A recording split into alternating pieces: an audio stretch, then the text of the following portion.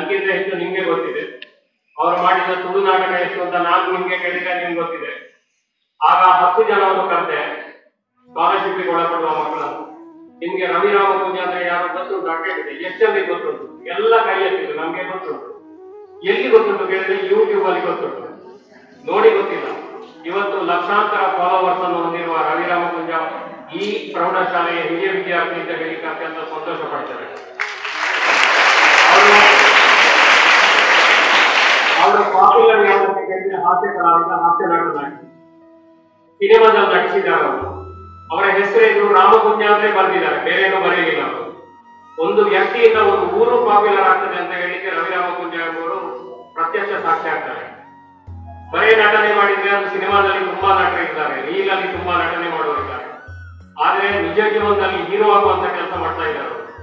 ಕಳೆದ 3 ವರ್ಷದಿಂದ ಯಾರಾದ್ರೂ ಒಬ್ರು ಅವರನ್ನ ಕೇಳ್ತಾರೆ, ನಮ್ಗೆ ಒಂದು ಇದಕ್ಕೆ ಪಬ್ಲಿಸಿಟಿಗೆ ಒಂದು ಬೈಟ್ ಕೊಡಿ ಅಂತ. ಅದಕ್ಕೆ ಇವ್ರು ಕೇಳುದು, ನಮ್ಗೆ ಶಾಲೆಗೆ 100 ರೂಪಾಯಿ ಕೊಡಿ, ನನ್ನ ಕನ್ನಡ ಮಾಧ್ಯಮ ಶಾಲೆಗೆ 105 ರೂಪಾಯಿ ಕೊಡಿ ಅಂತ ಕೇಳಿ ನಮ್ಮ ಶಾಲೆಯ ಅಕೌಂಟಿಗೆ ಅದನ್ನು ವರ್ಗಾವಣೆ ಮಾಡ್ತಾರೆ. ಹೀಗೆ ಕಳೆದ ವರ್ಷ 3 ವರ್ಷದ ಹಿಂದೆ 9,300 ರೂಪಾಯಿ ಕೊಟ್ಟಿದ್ದಾರೆ. ಆದ್ರೆ ಹಿಂದಿನ ವರ್ಷ 8,750 ರೂಪಾಯಿ ಕೊಟ್ಟಿದ್ದಾರೆ. ಕಳೆದ ವರ್ಷ 9,600 ರೂಪಾಯಿ ಕೊಟ್ಟಿದ್ದಾರೆ.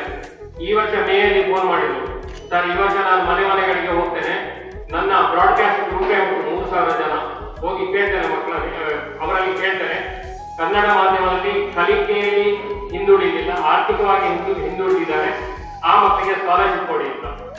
ಒಟ್ಟು 221 ಜನರಿಂದ ಕಲೆಕ್ಟ್ ಮಾಡಿದ್ದಾರೆ. 100 ರೂಪಾಯಿ, 105 ರೂಪಾಯಿ, 500 ರೂಪಾಯಿ ಮನೆಯಲ್ಲೇ ಕೂತ್ಕೊಂಡು ಬರೇ ವಾಟ್ಸ್ಆಪ್ ಅಲ್ಲಿ. ಒಟ್ಟು ಜಮೆಯಾದ ಹಣ 41,215 ರೂಪಾಯಿ. ಆರ್ಥಿಕರಾಗಲಿ ಬಲಿಷ್ಠರಾಗಲಿಲ್ಲ, ಕಾರಣಗಳು ಇಲ್ಲ, ಆದ್ರೆ ಚಿಂತನೆಗಳು ನಮ್ಮ ಊರಿನ ಕನ್ನಡ ಮಾಧ್ಯಮದ ಆರ್ಥಿಕವಾಗಿ ಹಿಂದುಳಿದ ವಿದ್ಯಾರ್ಥಿಗಳಿಗೆ ಸಹಾಯ ಮಾಡಬೇಕೆಂಬ ದೊಡ್ಡ ಮನಸ್ಸಿದೆ, ಅವರಿಗೆ ದೊಡ್ಡ ಕನಸಿದೆ. ಅದಕ್ಕೋಸ್ಕರ ಇವತ್ತು 30,000 ರೂಪಾಯಿಯ ಸ್ಕಾಲರ್ಶಿಪ್ ಅನ್ನು ಅವರ ಮೂಲಕವೇ ನಾವು ನೀಡ್ತಾ ಇದ್ದೇವೆ. ಅಂತ ವ್ಯಕ್ತಿಗಳನ್ನು ನಾವು ಗುರುತಿಸಿದ್ದೇವೆ. ನಮ್ಮ ಹಿರಿಯ ಶ್ರೀಗಳು ಅವತ್ತೇ ಹೇಳಿದ್ರು, ನಮ್ಮೊಂದು ಆಜ್ಞೆ ಕೊಟ್ಟಿದ್ರು, ರಾಮಕುಂಜದಲ್ಲಿ ಯಾರು ಫೀಸ್ ಇಲ್ಲದೆ ಮಕ್ಕಳು ಮನೆಯಲ್ಲಿ ಕೂತ್ಕೊಳ್ಬಾರ್ದು, ಗೊತ್ತಾದ್ರೆ ನೀವು ಅವರೊಂದೋಗಿ ಕರ್ಕೊಂಡು ಬರ್ಬೇಕು, ನಾವು ಫೀಸ್ ಕೊಡ್ತೇವೆ. ಆ ಕೆಲಸವನ್ನು ರವಿರಾಮ ಕುಂಜ ಅವರು ಮಾಡ್ತಾ ಇದ್ದಾರೆ. ಹೀಗೆ ನಮ್ಗೆ ಆರ್ಥಿಕವಾಗಿ ಬಲಿಷ್ಠರನ್ನಾಗಲಿಕ್ಕೆ, ಕಲಿಕೆಯಲ್ಲಿ ಮುಂದೆ ಬರಲಿಕ್ಕೆ ರವಿರಾಮ ಕುಂಜನಂತಹ ಹಿರಿಯ ವಿದ್ಯಾರ್ಥಿಗಳು ನಮ್ಗೆ ಇವತ್ತು ಇದ್ರೆ ಶಾಲೆ ನಡೆಸಲಿಕ್ಕೆ ತುಂಬಾ ಸುಲಭ ಆಗ್ತದೆ. ಅಂತಹ ಚಿಂತನೆ ಪ್ರತಿಯೊಬ್ಬ ಹಿರಿಯ ವಿದ್ಯಾರ್ಥಿಗಳು ತಾನು ಶಾಲೆಗೆ ಕೊಡಬಲ್ಲೆ ಎಂಬ ಚಿಂತನೆ ಮೂಡಿಸುವುದರ ಮೂಲಕ ಅವರದ್ದು ನಮ್ಗೆ ಮಾದರಿಯಾಗಿದ್ದಾರೆ. ಸುಮಾರು ಜನ ನನಗೆ ಫೋನ್ ಮಾಡ್ತಾರೆ, ಅವರು ಯಾರು ಸರ್, ಏನ್ ಕಥೆ ಅವರು ಅಂತ ಕೇಳಿದರೆ, ಬರೀ ಅವರು ಕಲಾವಿದ ಮಾತ್ರ, ಆದ್ರೆ ಅವರ ಯೋಜನೆ ದೊಡ್ಡದಿದೆ. ಅವರು ಆರ್ಥಿಕವಾಗಿ ಬಲಿಷ್ಠರಾಗಲಿಲ್ಲ, ಆದ್ರೆ ಸಮಾಜವನ್ನು ಬಲಿಷ್ಠರಾಗುವಂತ ಪ್ರಯತ್ನ ಮಾಡ್ತಾ ಇದ್ದಾರೆ ಅಂತ ಹೇಳ್ತಾ, ಅವರಿಗೆ ಇನ್ನೂ ಹೆಚ್ಚು ಸಿನಿಮಾದ ಅವಕಾಶಗಳನ್ನು ಸಿಗಲಿ. ಇನ್ನೂ ಹೆಚ್ಚು ಇವತ್ತು ಬೆಳಿಗ್ಗೆ ಅವರಿಗೆ ಶೋ ಇತ್ತು, ಆಕ್ಚುಲಿ ಪ್ರೀಮಿಯರ್ ಶೋ ಇತ್ತು 10 ಗಂಟೆ. ಅದಾಗಿ ಈಗ ಬರುವಾಗ ಲೇಟ್ ಆಯ್ತು, ಊಟ ಮಾಡಿದರೆ ಇನ್ನೊಂದು ಗೊತ್ತಿಲ್ಲ. ಹೀಗೆ ನಿರಂತರವಾಗಿ ಅವರು ಎಲ್ಲಿಯಾರಿಗೆ ಆಸುಪಾಸಲ್ಲಿ ಇದ್ರೆ, ಒಂದೇ PUC ಅಲ್ಲಿ ಇದ್ರೆ, ಡಿಗ್ರಿಯಲ್ಲಿ ಇದ್ರೆ, ಹೈಸ್ಕೂಲ್ ಅಲ್ಲಿ ಮಕ್ಕಳಿಗೆ ಆಸುಪಾಸಿನ ಮಕ್ಕಳಿಗೆ ಅವ್ರು ಫೀಸ್ ಕೊಡ್ತಾರೆ, ಅವರಿಗೆ ಮಾರ್ಗದರ್ಶನ ಕೊಡ್ತಾರೆ. ತಪ್ಪು ಮಾಡಿದ್ರೆ ಶಾಲೆಗೆ ಬಂದು, ಕಳೆದ ವರ್ಷ ಒಬ್ಬ ವಿದ್ಯಾರ್ಥಿ ತಪ್ಪು ಮಾಡಿದ್ದಾರೆ, ಶಾಲೆಗೆ ಬಂದು ನನ್ನ ಪರ್ಮಿಷನ್ ತಗೊಂಡು ಜೋರ್ ಮಾಡಿದ್ದಾರೆ, ನೀವಿದು ಮಾಡೋದು ತಪ್ಪು ಅಂತ. ಈ ರೀತಿಯ ಮಾರ್ಗದರ್ಶನವನ್ನು ಮಾಡ್ತಾರೆ.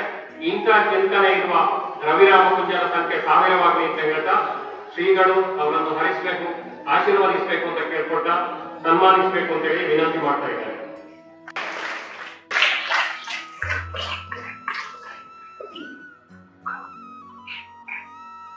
ಮಕ್ಕಳೇ, ಕೈಗಳು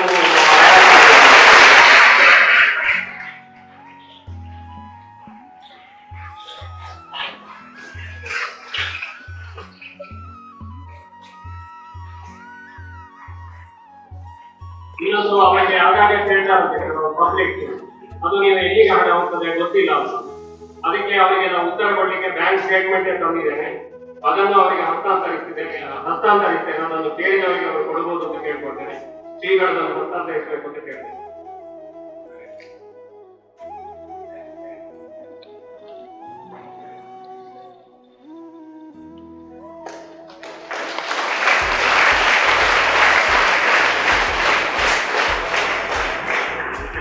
ಕಾರ್ಯಕ್ರಮದಲ್ಲಿ ಈ ಶೈಕ್ಷಣಿಕ ವರ್ಷದಲ್ಲಿ ರವಿ ರಾಮಕುಂಜರವರಿಂದ ವಿದ್ಯಾರ್ಥಿ ವೇತನ ಪಡೆಯಲಿರುವ ವಿದ್ಯಾರ್ಥಿಗಳ ಹೆಸರು: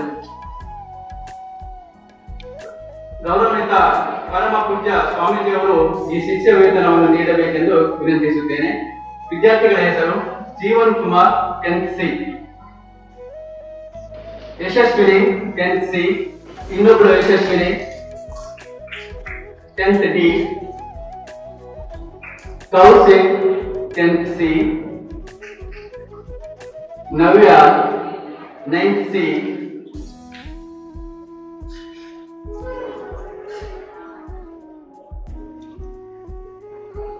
ಮುಂದಿನ ಈ ವಿದ್ಯಾರ್ಥಿಗಳನ್ನು ರವಿ ಅಣ್ಣ ಅವರು ಈ ಶಿಷ್ಯ ವೇತನವನ್ನು ನೀಡಬೇಕೆಂದು ಕೇಳಿಕೊಳ್ಳುತ್ತೇನೆ.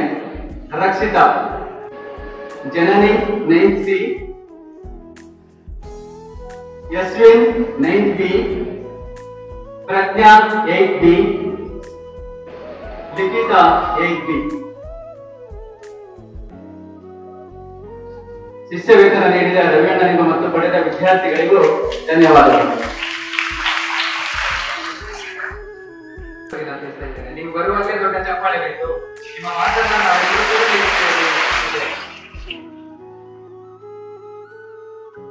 ವೇದಿಕೆಯಲ್ಲಿರುವಂತಹ ಎಲ್ಲ ಗಣ್ಯರಿಗೂ ಆ ವಿದ್ಯಾರ್ಥಿಗಳಿಗೂ ಮೊದಲಾಗಿ ನಾನು ವಂದಿಸ್ತೇನೆ. ಸಾರಿ, ಕನ್ನಡ ಬರುವುದಿಲ್ಲ, ಸ್ವಲ್ಪ ತಪ್ಪುತ್ತಾನೆ. ನಾನು ದೊಡ್ಡ ಮಾತಾಡಲಿಲ್ಲ, ಅವಾಗ ಕೊಡ್ಬರ್ತೀವಲ್ಲೇ, ಯಾಕೆ ಜಾಸ್ತಿ ನಾನು ಮಾತಾಡ್ತಿದ್ದೀನಿ. ಕಾಮೆಂಟ್ ಮಾಡೋದು ಹಿರಿಯ ಕಾಮೆಂಟ್ ಮಾಡೋದಲ್ಲ ಮಾಡ್ತೀನಿ. ಮುಖ್ಯವಾಗಿ ಹೇಳೋದೇನೆಂದ್ರೆ, ಇಲ್ಲಿ ಈಗ ವಿದ್ಯಾರ್ಥಿಗಳಿಗೆ ಕೊಟ್ಟ ಹಣ ಯಾವ್ದು 10 ಪೈಸೆ ನನ್ನದಿಲ್ಲ, ಎಲ್ಲ ವಾಟ್ಸಪ್ ನಲ್ಲಿ ಕಲೆಕ್ಷನ್ ಮಾಡಿದ ಹಣ. ಇದರ ಸದುಪಯೋಗವನ್ನು ಯಾರನ್ನ ಪಡ್ಕೊಳ್ತಿಲ್ಲ. ಆ ವಿದ್ಯಾರ್ಥಿಗಳು ಒಂದು ಜೀವನವನ್ನು, ಉತ್ತಮವಾದ ಒಂದು ಜೀವನವನ್ನು ರೂಪಿಸಿಕೊಳ್ಳಿ ಮತ್ತು ನಾವು ಎಲ್ಲಿಂದ ಹೇಗೆ ಬಂದೆವು ಅಂತ ಒಂದು ಮುಂದೆ ನೆನಪಿಟ್ಟುಕೊಳ್ಳಿ ಅಂತ ಹೇಳ್ತಾ ನಾನು ಮಾತನ್ನು ಮುಗಿಸ್ತೇನೆ.